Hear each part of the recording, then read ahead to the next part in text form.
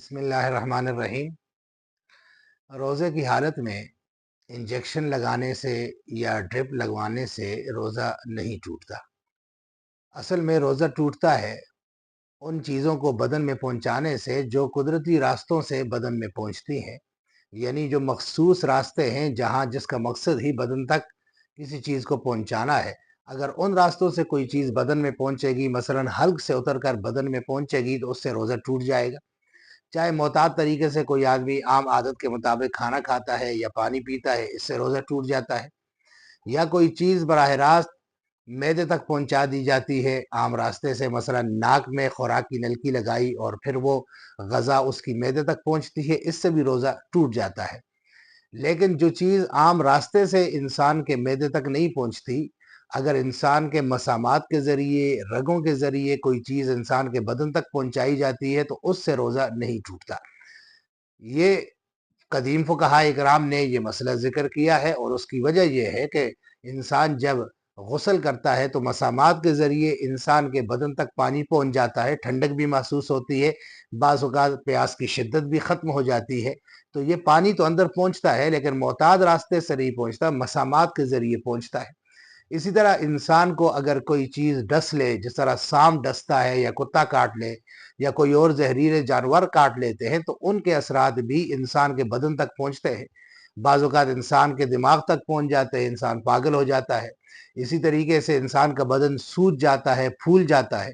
تو یہ عام راستوں سے ہٹ کر انسان کے بدن تک اگر کسی چیز کے اثرات پہنچتے ہیں تو اس سے روزہ نہیں ٹوٹتا۔ البتہ اگر کوئی چیز منہ کے راستے سے، ناک کے راستے سے انسان کے بدن تک پہنچتی ہے، انسان کے معدے تک پہنچتی ہے، دماغ تک پہنچتی ہے، تو اس سے روزہ ٹوٹ جاتا ہے۔ اب جو انجیکشن لگوائے جاتے ہیں یا ڈرپ لگوائی جاتی ہے، یہ انسان کے عام راستوں سے بدن تک چیز نہیں پہنچائی جاتی، یہ رگوں کے ذریعے پہنچائی جاتی ہے۔ اس لیے رگ کے ذریعے جو کچھ انسان کے بدن تک پہنچے گا، اس سے روزہ نہیں ٹوٹے گا، چاہے وہ خالی انجیکشن ہو یا وہ ڈرپ کے ساتھ ہو، ہر صورت میں اس سے روزہ نہیں ٹوٹتا۔ اور انجیکشن بھی چاہے وہ رگ کا ہو، چاہے وہ گوشت کا ہو، چاہے وہ جلد کا ہو، تینوں قسم کے انجیکشن اس سے روزہ نہیں ٹوٹتا۔ جو انسولین لگانے کے عادی مریض ہیں شوگر کے، اگر وہ افطاری سے پہلے انسولین لگائیں تو اس سے بھی روزہ نہیں ٹوٹتا۔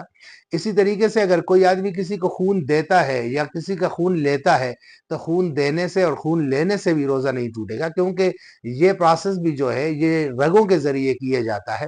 اس لیے جس کو خون پہنچایا گیا اس کا وہ اس سے روزہ وغیرہ نہیں ٹوٹے گا۔ البتہ جو لوگ انجیکشن یا کوئی اس طرح کا ڈرپ اس لیے لگواتے ہیں کہ ان کو طاقت حاصل ہو جائے، بھوک کا احساس ختم ہو جائے، تو یہ روزے کے مقاصد کے خلاف ہے۔ اگرچہ اس سے بھی روزہ ٹوٹتا نہیں، کیونکہ عام قاعدے کے مطابق یہ ان راستوں سے انسان کے بدن تک طاقت نہیں پہنچتی کہ جو انسان کے بدن تک کوئی دوا یا غذا پہنچانے کے لیے مقرر کیے گئے ہیں۔ روزہ اس سے اگرچہ ٹوٹتا نہیں، لیکن یہ روزے کے مقاصد کے خلاف ہے کہ روزے کا مقصد بھوکا اور پیاسا رہنا ہے، اور ایک انسان بھوکا پیاسا رہنے کے بجائے بھوک مٹانے کی کوشش کرتا ہے، تو اس صورت میں جو روزے کا اصل مقصد ہے وہ فوت ہو جائے گا۔ لیکن انجیکشن لگوانے سے ویسے روزہ ٹوٹتا نہیں ہے، چاہے کسی بھی مقصد کے لیے انجیکشن لگوائے جائے۔